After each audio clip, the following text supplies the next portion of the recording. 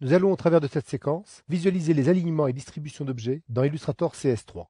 Je sélectionne un objet, puis avec la touche Shift ou majuscule un second, puis un troisième. On voit apparaître dans la palette de contrôle différentes options d'alignement ou de répartition d'objets. Si je sélectionne donc des objets ou des groupes d'objets, comme c'est le cas ici avec mes sous-marins,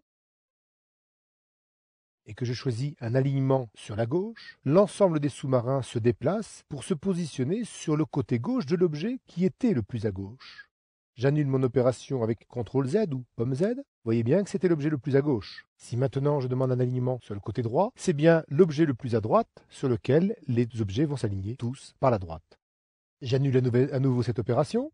Si, avant de demander cet alignement à gauche ou à droite, je prends la précaution parmi les objets sélectionnés d'en sélectionner un précisément à nouveau. J'ai cliqué une fois supplémentaire sur l'objet central. Si je demande maintenant un alignement sur la gauche, cet objet ne bouge plus et ce sont les autres qui se déplacent par rapport à son côté gauche. J'annule mon opération avec CTRL Z ou pomme Z. Je sélectionne mon objet central pour le définir comme objet clé et demande l'alignement sur la droite. Et à ce moment-là, cet objet n'a pas bougé et les autres se sont positionnés, alignés par rapport à la droite. Maintenant, parlons de la distribution d'objets. Mais pour bien voir les nouveautés de la CS3, je vais demander dans le menu Fenêtre d'afficher la palette d'alignement. Ce qui nous intéresse concerne la distribution d'espace et les références de positionnement. Si je sélectionne les trois carrés, je peux demander de distribuer rapidement les espaces entre chacun d'eux. Mais je vais pouvoir demander également une valeur fixe, par exemple 0 mm ici, entre chacun des objets. Cette distribution, je l'obtiens en cliquant sur ce point-là. Mais j'obtiens alors une erreur, ou plus exactement, une information supplémentaire qui me demande bien de choisir l'objet qui ne devra pas bouger.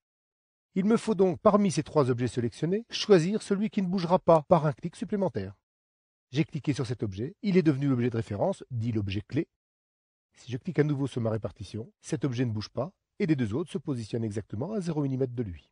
Si je choisis une autre valeur, par exemple 10 mm, en cliquant sur cette icône, je vais automatiquement définir 10 mm, l'objet clé étant resté référencé.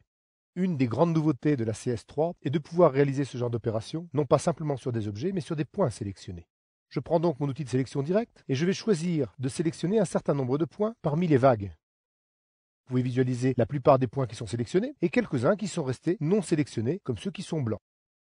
J'ai beau avoir la flèche blanche comme outil de sélection, ces icônes apparaissent toujours dans la palette d'options.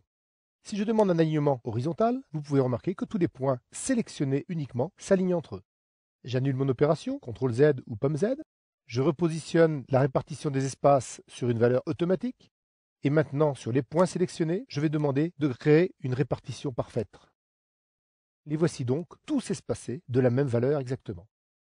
Notez bien cette nouveauté qui fait que ça fonctionne uniquement sur les points sélectionnés. Je repositionne ma page.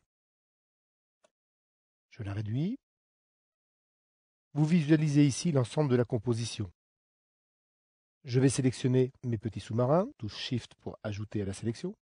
Si je demande ici un alignement centré, j'obtiens bien un alignement centré pour les trois objets. J'annule cette opération.